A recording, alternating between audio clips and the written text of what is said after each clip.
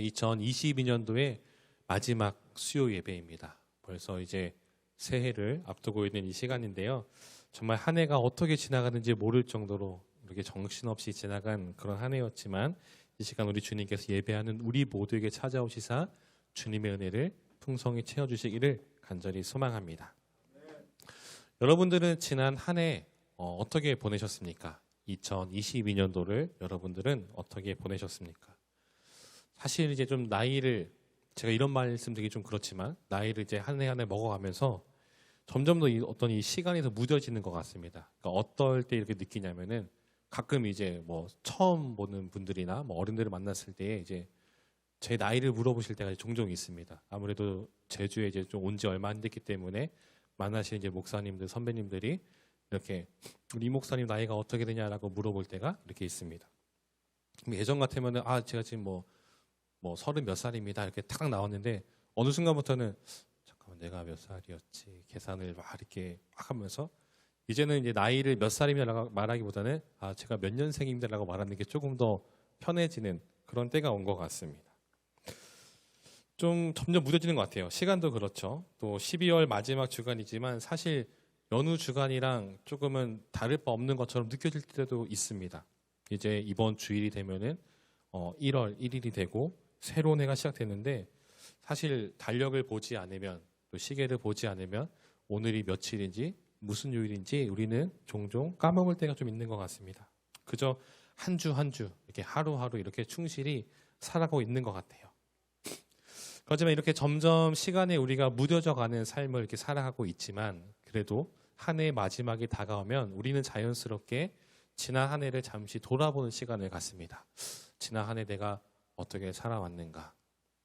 잠시 우리가 생각할 시간이 주어졌을 때 그런 고민을 하게 됩니다. 지난 한 해 내가 어떻게 살아왔지? 이제 새로운 한 해가 또 시작됐는데 이제 다음 해는 좀 어떻게 보완할 것인가? 내년에는 뭐 어떻게 살아갈 것인가? 이런 생각을 품게 되는 것 같습니다. 그렇게 되면서 이제 지난 한 해를 이렇게 쭉 돌아보니까 여러분들 어떠셔요? 이제 돌아보시니까 참 감사하고 행복한 순간들도 있었지만 또 다른 한편으로는 조금 아쉬운 것들도 있었고 좀 안타까운 것도 있었고 뭐 슬픈 것도 있었고 그런 복합적인 여러 가지들이 이렇게 떠올리셨을 것입니다. 여러분 어떠셨습니까? 지난 2022년 잘 보내셨습니까? 사실 이 자리에 건강히 앉아서 우리가 함께 예배드리는 이 자체만으로도 우리는 사실 하나님의 큰 은혜를 받고 그 은혜를 누리고 있는 것이지 않습니까? 한번 옆에 있는 분들과 이렇게 한번 인사를 나눴으면 좋겠습니다. 한 해 수고 많으셨습니다. 네, 정말 올 한 해 수고 많으셨습니다. 정말 수고 많으셨습니다. 모두가 다 이 한 해 동안에 정말 많은 수고를 하신 것 같아요.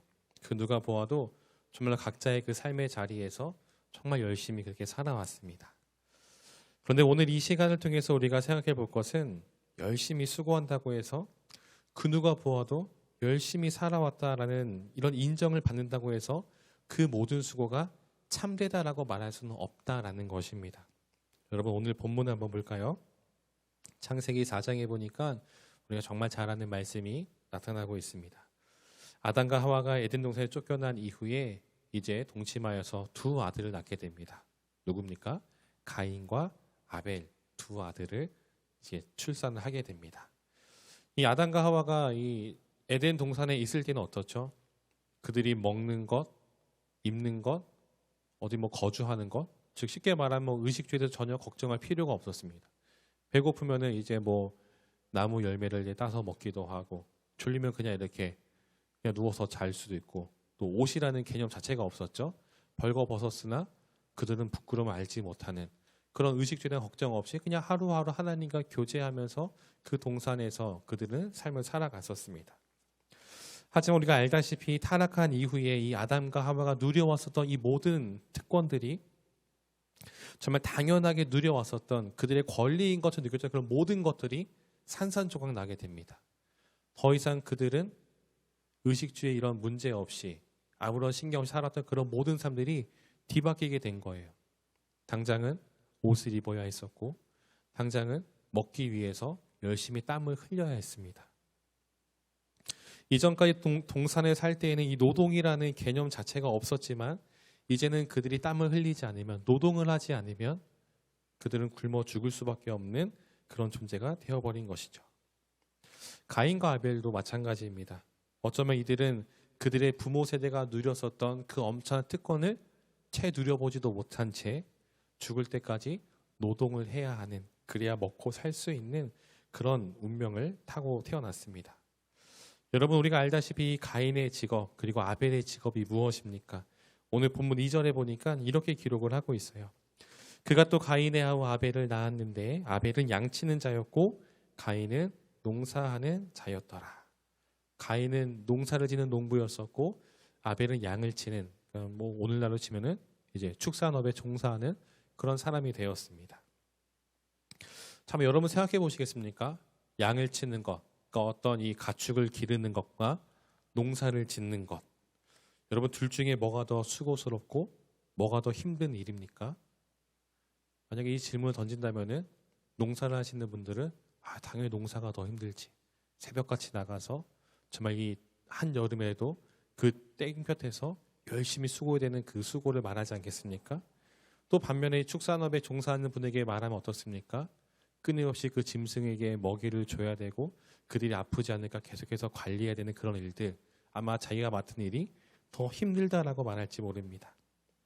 사실 이 질문은 큰 의미가 없는 질문입니다. 왜냐하면 양을 치는 것과 농사를 짓는 것 둘 다 수고스러운 일입니다. 둘 다 힘든 일이고 열심히 노력을 해야 되는 그런 일입니다. 열심히 땀을 흘려야 정말 이 농사도 양을 치는 것도 가능하다라는 것이죠. 그냥 저절로 되어지는 것은 없다라는 것입니다. 열심히 땀 흘리고 노력하고 수고해야 합니다. 이 수고라는 키워드에 맞춰 본다면 이 가인과 아벨 두 사람 모두 그 누구보다 열심히 살았죠. 왜 그렇습니까? 그들이 한 해 동안 정성껏 길러왔었던 그런 소산물로 하나님께 제사를 드렸다는 그 점에서 이들은 그 누구보다도 최선을 다해서 열심히 그들이 맡은 그 일들을 수행했다라는 것입니다. 세상적인 기준과 가치에 맞춰 본다면 가인과 아벨 두 사람 모두가 다 칭찬받아 마땅한 사람들이죠. 열심히 노력했으니까요. 게으름 피우지 않고 그 소산물을 얻기 위해서 그들은 한 해 동안, 한 해만이 아니죠. 그 모든 시간 동안에 굉장히 노력하면서 애쓰며 살아왔습니다. 그 누구도 이들의 땀에 대해서 그것이 가치 없다, 잘못 살았다, 정말 너는 왜 그렇게 살았냐라고 말할 수가 없다라는 것입니다. 그런데 오늘 성경은 이 두 형제 가인과 아벨이 똑같이 수고하고 똑같이 열심히 삶을 살아왔지만 전혀 다른 결과를 기록하고 있습니다. 두 형제가 똑같이 그들이 수고한 결과물로 하나님께 제사를 드렸는데 하나님께서 그들의 땀을 보시고 그들의 이 결과물을 보시고 두 사람의 그 제사를 다 기뻐하시고 받으신 것이 아니라 아벨의 제사만 받으시고 가인의 제사는 거절하신 장면이 나타나고 있습니다.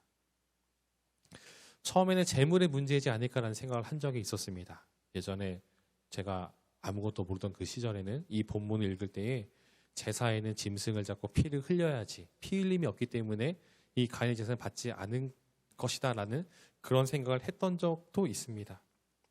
하지만 우리가 레위기를 보면은 곡식으로 드리는 어떤 이 소제가 나오지 않습니까? 또 가난한 사람들은 이 곡식으로 하나님께 제사를 드리지 않았습니까? 곡식으로 드렸다고 해서 피 흘림이 없다고 해서 하나님께서 그 제사를 거절하시고 거부하신 것은 아닙니다. 창세기 4장에도 이제 이 오늘 우리가 읽은 6절 7절에 보게 되면 나오고 있지만 히브리서 11장 4절에 보니까 우리는 조금 더 구체적으로 왜 하나님께서 아벨의 제사를 받으시고 가인의 제사를 거절하시는지를 알 수가 있습니다. 한번 우리 이 말씀을 4절 말씀, 히브리서 11장 4절 말씀을 우리 한 목소리로 한번 읽도록 하겠습니다. 시작. 믿음으로 아벨은 가인보다 더 나은 제사를 하나님께 드림으로 의로운 자라 하시는 증거를 얻었으니 하나님이 그 예물에 대하여 증언하심이라. 그가 죽었으나 그 믿음으로써 지금도 말하느니라. 아멘. 두 사람 모두 일평생 수고의 삶을 살았죠. 정직하게 땀을 흘렸고 최선을 다해 살아왔습니다. 하지만 하나님께서 받으시는 예배는, 하나님께서 받으시는 삶은 세상의 기준, 세상의 땀에는 달려있지 않다라는 것을 우리는 알 수 있습니다. 여러분, 하나님이 보시는 그 기준과 그 중심은 무엇입니까?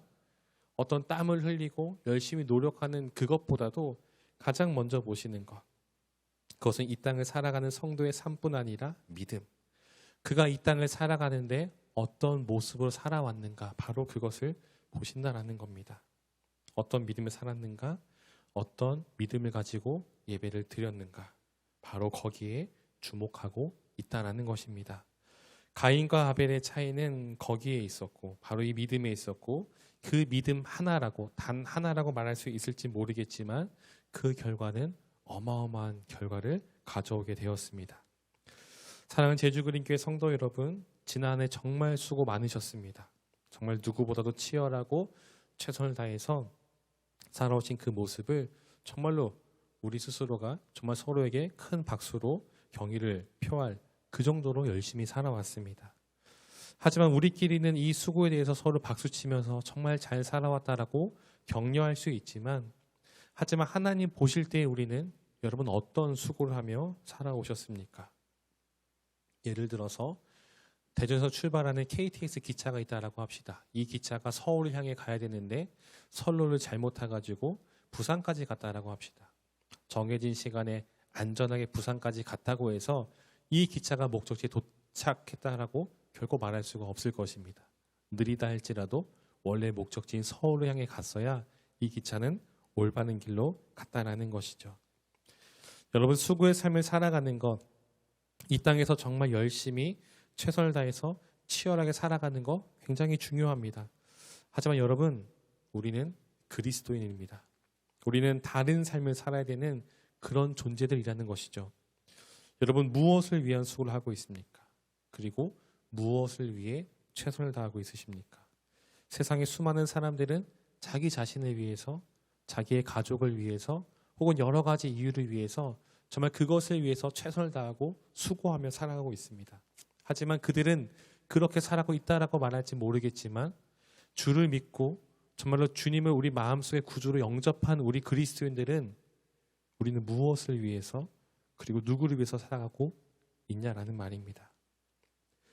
한 해를 정리하는 이 시기에, 새로운 해를 맞이할 준비하는 이 시기에 다시 한번 우리 모두 각자의 삶을 한번 돌아볼 시간이기를 소망합니다. 올 한 해 정말 누구보다 뜨겁게 흘렸었던 우리의 이 땀과 수고, 이 열정, 이 에너지를 누구를 위해 살아왔는지, 그리고 혹여나 그렇게 점검해 봤을 때에 그 모든 수고가 혹은 가인에게 조금 더 가까웠다면, 이 시간 기도하며 주님, 나의 수고가 헛되지 않도록 믿음을 다해 주를 위해 살아가야 하옵소서라는 그런 기도를 하며 나아갔으면 좋겠습니다. 또 만약에 우리의 모습이 가인보다는 아벨의 모습과 좀 더 가까웠다면은 그렇게 살도록 이끌어주신 그 주님께 감사드리며 새롭게 시작하는 이 한 해도 주님, 더 그런 삶을 살아갈 수 있도록, 믿음의 삶을 살아갈 수 있도록, 그렇게 수고할 수 있도록 한 해를 다시 한번 더 우리를 지켜주옵소서라는 그런 기도를 이 시간에 하며 나아갔으면 좋겠습니다. 그로 인해서 여러분, 우리 모두의 삶이 주님께서 받으시는 삶, 주님께서 기뻐하시는 삶이 되기를 원합니다. 우리의 삶이, 우리 제주 그린교회도 앞으로 계속 이어갈 이 모든 여정들이 정말 이 모든 것들 주님께서 너무나도 기뻐하시는 모습으로 나아가기를, 주님께서 마음껏 기뻐하시고 축복하는 그런 모습이기를 주님의 이름으로 간절히 축원드립니다. 함께 이 시간에 우리 찬양하면서 기도하며 나갔으면 좋겠습니다. 우리가 그런 삶을 살기 위해서, 우리가 믿음의 삶을 살기 위해서, 믿음의 속을 살기 위해서 주님, 오늘 우리까지 찾아와 주옵시고 성령 하나님 우리 안에 충만하게 임재하여 주시옵소서. 우리 그런 믿음을 가지고 함께 우리 찬양을 나갔으면 좋겠습니다. 오소서 진리의 성령님, 오소서 진리의 성령님, 이 땅은 들며 임하소서.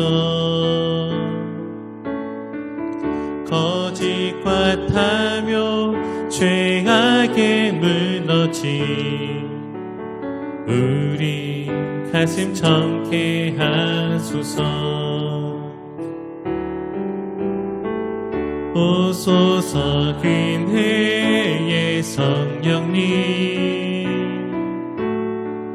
하늘 가르고 임하소서